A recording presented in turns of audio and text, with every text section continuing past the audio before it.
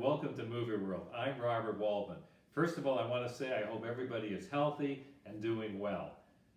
If you want to see a nice romantic movie, then I've got just the right ticket. And you can actually rent this by contacting your local cable company or maybe trying to find it online through Amazon or whatever, DVD. The movie is An Affair to Remember. And I have to tell you, this is a movie to remember. And don't get upset, don't get worried that it was made way back in 1957, because some movies are able to stand the test of time, and this is one of them. The movie is a romantic drama. It stars two of the biggest actors in Hollywood at the time. Here's the story. You have two people, two grown people on a ship. This is a time when COVID didn't disrupt ship travel and cruises. One of the fellows is Nicky Valente. I love that name, Nicky Valente, played by none other than Cary Grant. And you can't get a finer actor than Cary Grant. Dashing, debonair, suave. He's the epitome of class. Now, Mr. Grant's character, Nicky Valente, he's a bit of a playboy. He's a bit of a gigolo. He's a bit of a rogue. And he likes the ladies, even though he's engaged to a New York heiress back in New York. So the cruise starts way off in Europe, in the beautiful French Riviera, and it travels all the way to New York City. Aboard the cruise, Nicky somehow manages to meet up a very attractive, charming American woman named Terry McKay. Now she's a singer back home.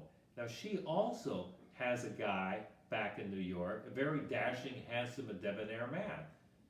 The two of them, however, they're on a ship, their minds wander, and they become friendly. They have a romance. So after the ship docks, they make an agreement between themselves that they're going to meet each other 6 months from the time the boat docked in New York City atop the Empire Stadium. No, excuse me, not Empire Stadium, the Empire State Building. That was the biggest, tallest story building, I think, in New York at the time, in the United States, maybe the world. A tremendous landmark. Anyways, naturally, they go about their own separate lives. They try to figure out ways to break off with their partners in waiting. And actually, what happens? Do they actually meet 6 months from the time they were supposed to? Well, that's part of the whole story. Maybe they do, maybe they don't. You're going to have to watch how the filmmakers and how the writers manage to turn a romance into a serious drama. They pull it off tremendously well because of a chemistry between Cary Grant and Deborah Kerr, who plays the nightclub singer who Nicky falls hard and fast.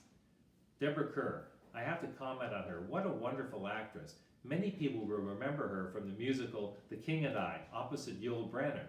But more people may remember her from the warm, tender embrace on Oahu, on a very famous beach, made famous from the movie From Here to Eternity. That was that great kissing scene on the beach with Burt Lancaster and Deborah Kerr. Certainly one of the most important romantic moments in Hollywood history. What can you say about Cary Grant?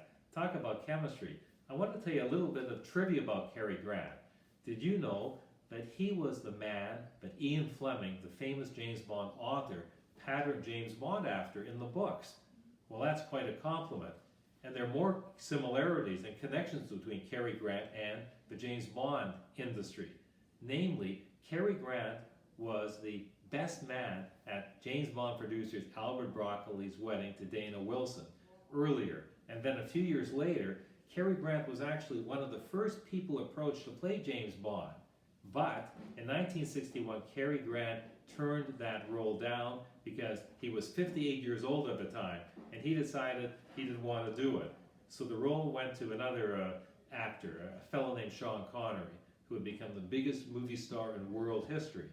Another connection to the James Bond movies, Cary Grant had been in a number of Alfred Hitchcock movies, including North by Northwest. Remember that great crop dusting scene where Cary Grant, playing a secret agent, is being chased by the airplane across the plains of, I think, Kansas? Well, that same scene was used in the second James Bond movie by director Terrence Young. So Cary Grant, a tremendous pedigree. He actually, his work as an actor was patterned. He was actually, his image and his persona was admired greatly by many actors, including Christopher Reeve, who patterned some of the Superman Clark Kent imagery after Cary Grant. And Cary Grant's boyhood idol, by the way, not that it matters, was Douglas Fairbanks. So just a long history of filmmaking and famous people across Cary Grant's life. The movie, directed by Leo McCarey, a wonderful director who also directed Bing Crosby and Going My Way. So bottom line, this movie is a wonderful romance. If you want to see something that's heartwarming and endearing, having a staying power, and a little bit of a tear-jerking ending, then I think you're going to find an affair to remember, very well worth remembering. On a scale of 1 to 10, I'm giving this romantic escapade an 8.